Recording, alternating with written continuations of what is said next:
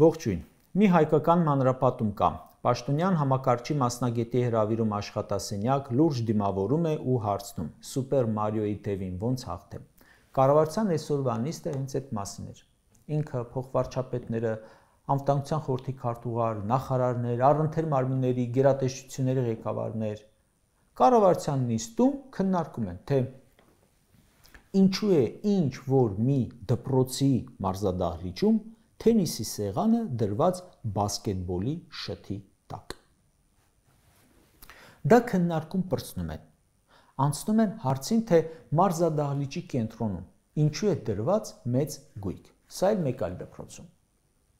Սա էլ են քննարկում ավարտում ու սկսում են նոր թեմա՝ սպիտակ խալաթները ինչու լաբորատորիայում դրված է փաթեթների մեջ։ Դրանից հետո քննարկում են, ինչու դպրոցական դաշնամուրը չեն տալիս երեխաները ջարդեն։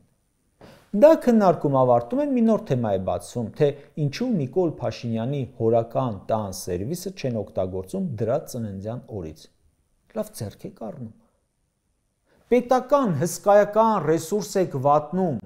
Մարզպետը 320 կիլոմետր կտրում հասնում է Երևան, կառավարության նիստի, որ քննարկեք աշակերտը դասերից հետո լողանա նոր գնա տուն։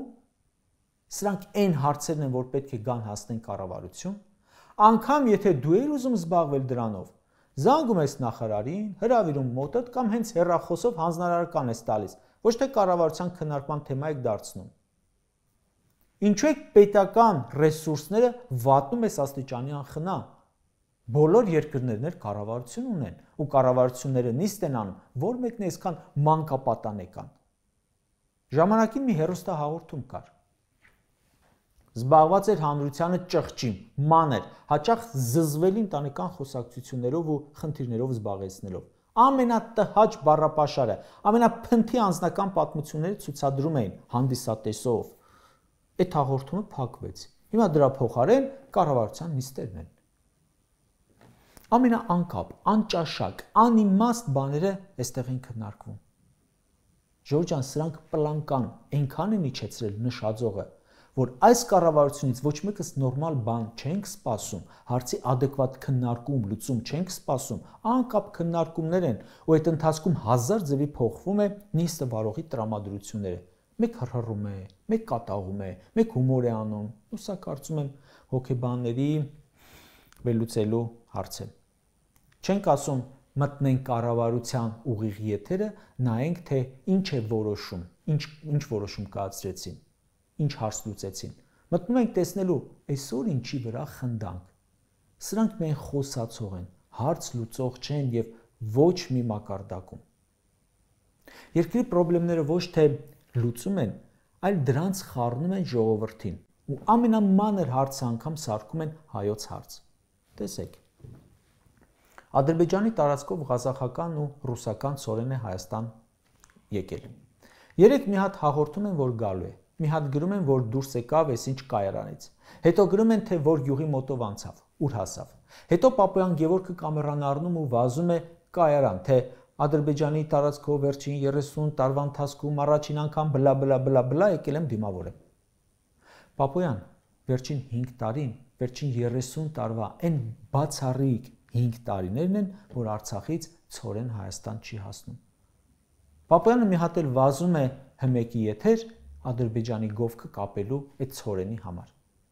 Իշխանություն եք, պարտավոր եք ապահովել երկիրը այն ապրանքով, որի կարիքը կա, առանց աղմուկի, առանց հանրությանը մանրամասնելու, թե ցորենը ով է արտադրում, ոնց է հասնում Հայաստան, ոնց է դառնում ալյուր, ոնց է դառնում հաց։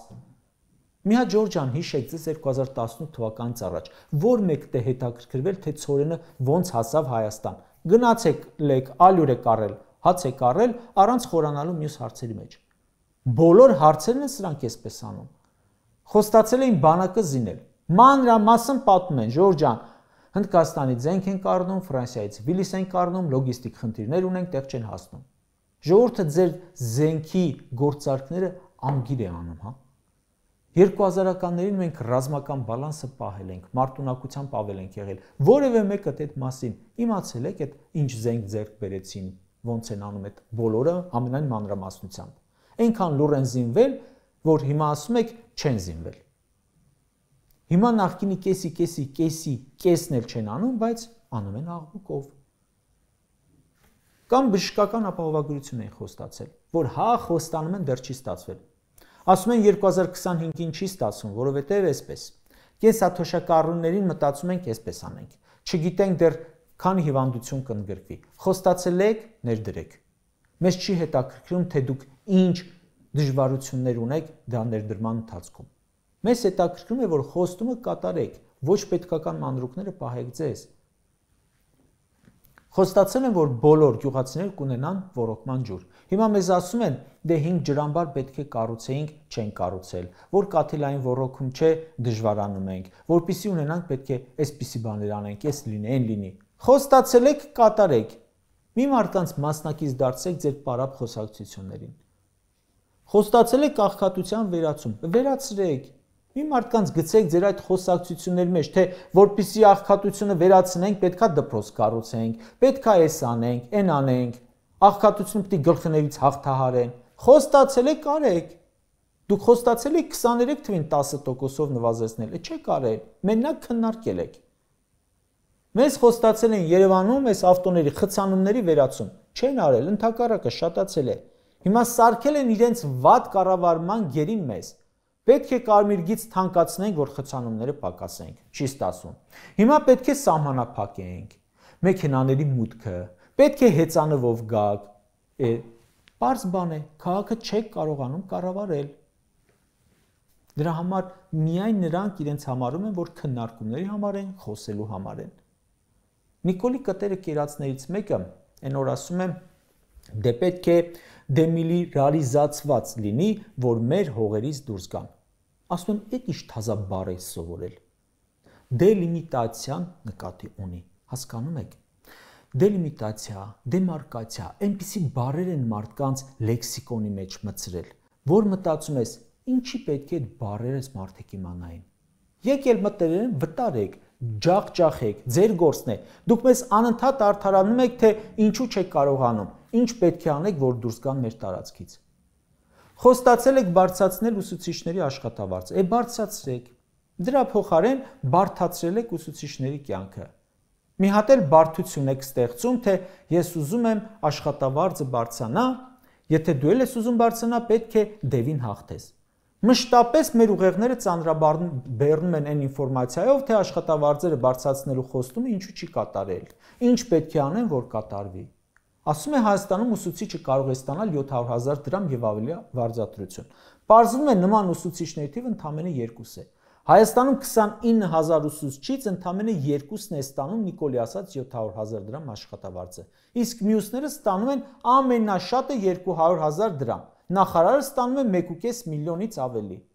8 տարի առաջ խոստացել է, որ ուսուցիչները լավ են ապրելու, այսօր ասում է 863 ուսուցիչ ստանում է 400-500,000 դրամ։ Ընդհանուր թիվը հիշեցնեմ 29,000 է։ Խոստացել է բանակում աշխատավարձերի բարձրացում։ Հիմա ասում է 520 զինծառայող ստանում է 500,000-ից 600,000 դրամ վարձատրություն։ Դա հայկական բանակի քանի տոկոսն է։ 0.1%։ Կարճ ասած, Հայաստանում ղեկավարող այս մարդիկ հակացուցված են որևէ երկրում բարձր պաշտոնի համար։ Աշխարհի ամենազարգացած երկիրը, ամենահարուստ երկիրը, ամենամարտունակ բանակը անգամ նրանք կարող են քանդել շատ արագ։ Իրենց երկիրը կառավարելու ձևը դարձել է հայ ժողովրդի ամենամեծ բեռը, ամենամեծ անհանգստությունը։ Ու իրենց անգործությամբ, անարդյունավետությամբ պարզապես ողբերգական հետևանք են ունենում մեզ համար։